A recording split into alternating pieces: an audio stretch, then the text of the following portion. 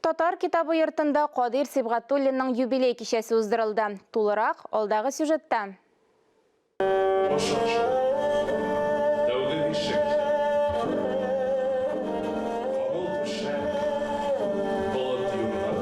Кадир Сибгатуллин 1942 елның 15 февралендә Татарстан Республикасының Балык бистәсе районы Балыклы Шүкәй авылында туа.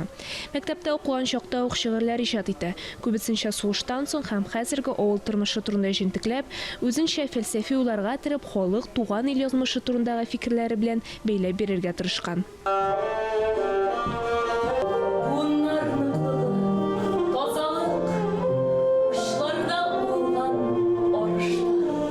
Кадир Сибгатуллин туына быел 80 ел һәм шул уңайдан Татар китап йортында шагыйрьнең иҗатына багышлап кичә уздырылды.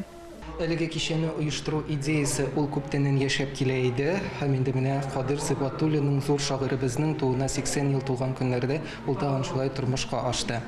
Беренчедән без бу кичәне Татарстан дәүләт телерадиокомпаниясе белән берлектә оештырабыз. Биредә нәкъ менә безнең фондлардан алынган төрле язмалар яңгырый. Иң беренче чиратта ул Кадир Сибгатуллинның беренче тасмага калдырылган тавышы.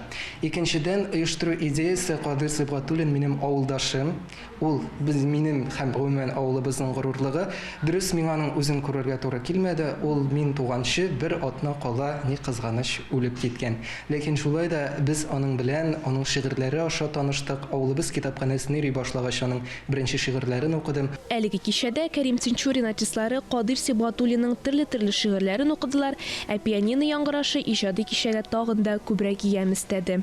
Әлеге кичәнең идея авторы, сценарий авторы журналист Раил Садретдинов шушы проектта катнашырга тәкъдим иткәч, мин бик теләп ризалаштым. Беренчедән мин оптырадым. Ничек инде мин Кадир Сибгатуллинның шигъриятен белмим дип. Шуңа күрә Раилгә мин рәхмәтле, мине шушы Кадир абыйның дөньясына алып киреп киткәне өчен. Аның шигърияте чыннан да үзенә гашыйк итә торган.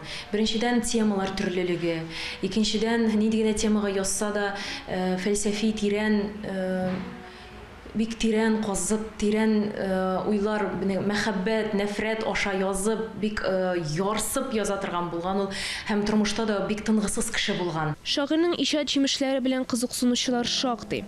Шигырьләр белән якынрак танышу өчен, рухи азык белән туклану өчен Кадир Сибгатуллинның авылдашлары, якташлары да килгән иде. Шунысы кызык, менә мондагы шигырьләр, алар шигырьләргә бик якын. Безнең Яхин музыкасы, Димәтик Музафаров музыкасы. Шуңа күрә менә рухи яктан алар бик тәңгәл килү белән бәйле без шуларны сайладык. Динә Нәҗметдинова, Ринат Сәхибгараев, Татарстан яңалыклары.